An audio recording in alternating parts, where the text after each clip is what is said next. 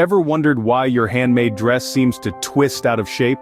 You might just be a victim of going against the grain. And no, we're not talking about societal norms here, but fabric grain lines. These magical lines refer to the direction of the weave in your fabric. They're crucial in garment construction, acting like an invisible guide for how your fabric will behave. Think of grain lines as the DNA of your fabric. They determine whether your garment holds its shape or dances to its own tune, often a twisty one. So next time you find yourself in a twist, remember, it's not you, it's the grain line. Now that we've untwisted the concept of grain lines, let's dive into the two main types, the warp and the weft. Picture a loom, the traditional tool for weaving fabric. The warp threads are the ones strung vertically, forming the backbone of the fabric. These threads are stronger and less likely to stretch, kind of like the straight A student who never misses a day of school.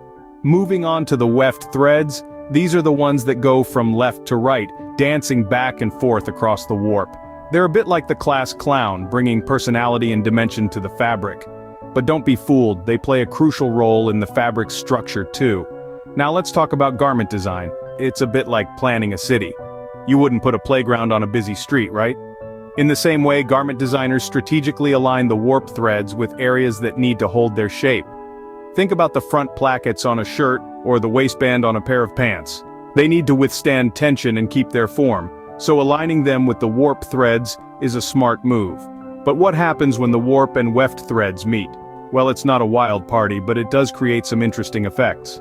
At seams, where different grain lines meet, you might notice stretching or puckering. This is a normal part of the fabric's behavior, and understanding it can help you create better-fitting garments. So remember, the warp and weft are more than just threads, they're the backbone of your fabric.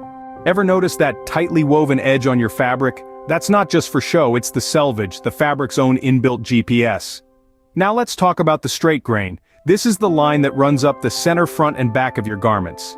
It's like the spine of your fabric, giving structure and strength where it's needed most. Think of it as the main road in a city layout. It's not just there for fun, it serves a crucial purpose. The straight grain also runs through your sleeves and pant legs, helping them maintain their shape and drape just right. But here's where the magic happens. The selvage, that tightly woven edge we mentioned earlier, it's like the compass of your fabric. It's a marker, a guide, indicating the direction of the grain line. It's your best friend when you're cutting fabric, ensuring you're always on the right track. The selvage is the reliable sidekick to the straight grain superhero, always there to lend a hand. Together, the straight grain and the selvage create a roadmap on your fabric. They guide the way, ensuring your garment holds its shape, fits well, and looks fantastic. Cutting fabric is not just about following the pattern, it's about understanding the terrain, reading the fabric's own internal map. And let's not forget, cutting slightly off grain can cause your garment to twist. But with the straight grain and selvage as your guides, you're all set to navigate the world of fabric cutting with confidence. Remember, the straight grain and selvage are your guiding stars when cutting fabric. Now what if we told you that sometimes going against the grain can be a good thing? Enter the bias cut. That's right, folks.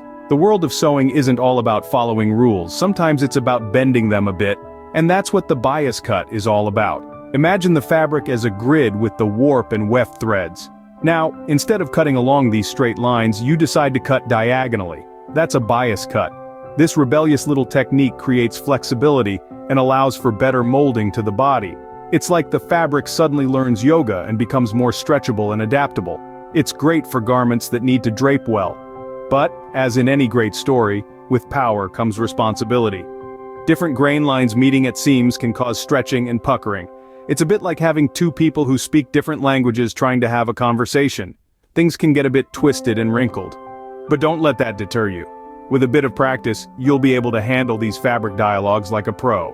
So when you're feeling adventurous, give the bias cut a try. It might just be the twist you need. You'll be bending the fabric to your will, creating garments that flow and drape like a dream. And remember, in the world of sewing, sometimes it's the twists and turns that make the journey worthwhile.